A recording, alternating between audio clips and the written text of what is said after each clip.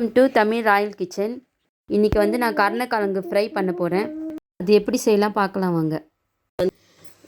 வந்து கையில் வந்து எண்ணெய் தடவிக்கோங்க. பழைய கலைசாக வாங்கிட்டு வந்து செய்யுங்க, இல்லை 2 நாள் வீட்டில் வச்சுட்டு பொறுமையாக செய்யுங்க.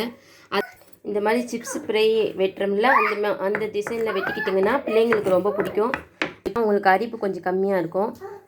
இந்த மாதிரி நானும் உப்பு தண்ணியில் ஊற வச்சுட்டேன். இப்போ இதை வடிகட்டிட்டு நம்ம எப்படி செய்யலாம் பார்க்கலாம். கருணக்கிழங்கு இந்த மாதிரி ஒரு வானலில் சேர்த்துக்கிட்டு அதில் 1 spoon ginger garlic paste, 1/2 spoon sambar பொடி, மிளகாத்தூள் 1 ஸ்பூனு, மஞ்சத்தூள் 1/4 டீஸ்பூன், உப்பு 1/4 டீஸ்பூனு எல்லாத்தையும் சேர்த்து நல்லா பெரட்டிக்கிறேன். 4 ஸ்பூனு புளி தண்ணியும் போட்டுக்கோங்க, நல்லா சூப்பராக இருக்கும். நல்லா இந்த மாதிரி பெரட்டிக்கோங்க.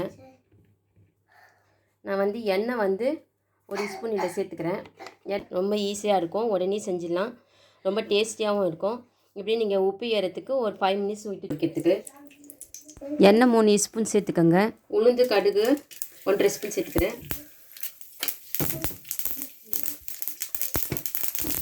ஜீரகம் ஒரு 1/2 டீஸ்பூன் போட்டுக்கலாம்.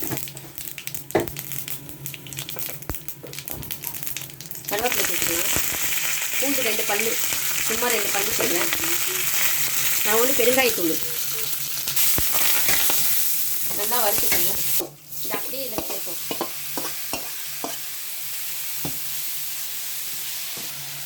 எல்லாத்துலேயும் நல்லா பரட்டி விட்டுடுங்க.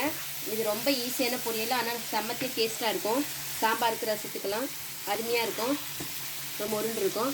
நம்ம இப்போ தண்ணிலாம் சேர்க்கக்கூடாது. இதுலேயே அப்படியே நம்ம எண்ணெயிலேயே வறுத்து எடுத்துக்கணும். எண்ணெயும் செலவாகாது, அந்த கருணக்கிழங்குக்கு அதிகமாக எண்ணெய் செலவாகும், இதுக்கு ஆகாது. இப்படியே நம்ம மூடி மூடி போட்டு வறுத்து பொறுமையாக எடுத்துக்க வேண்டியதுதான்.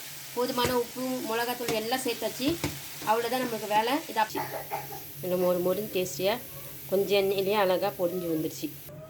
நல்ல டேஸ்டியான அருமையான கருணக்கிழங்கு ரெடி ஆகிடுச்சு பாருங்கள். நீங்களும் இந்த மாதிரி ட்ரை பண்ணி பாருங்கள். இந்த வீடியோ பிடிச்சிருந்துச்சின்னா லைக் பண்ணுங்கள், ஷேர் பண்ணுங்கள், சப்ஸ்கிரைப் பட்டனையும் சேர்த்து அழுத்திடுங்க. தேங்க்யூ.